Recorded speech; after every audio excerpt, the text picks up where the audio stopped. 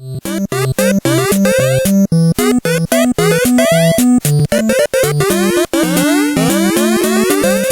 of the most beloved early titles of the NES, it's Excitebike, the motocross racing game.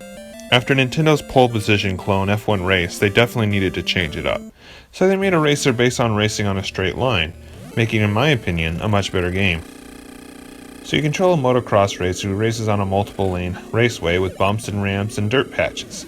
Make sure you don't crash because you have to run back to your bike and hop back on. You can move your bike in the air back and forth to land properly. The first mode is a basic race that's more of a practice mode for the second mode, where you actually race against several other racers, who if you collide with, make you fall off your bike as well.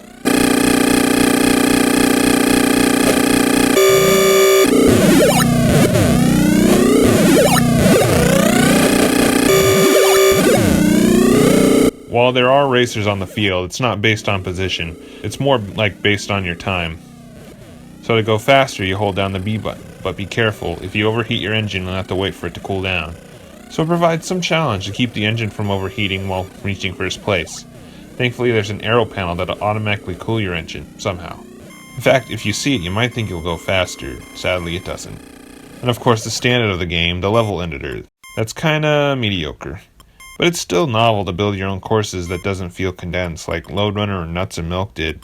Notable is the fact the game will allow you to save. But wait, it doesn't. This is a leftover from a FamiThon peripheral that will save certain games with a cassette. Sadly, we never got it, and Western gamers of the 80s were left clueless. Excitebike's originality and popularity allowed Excitebike to live on 30 years later.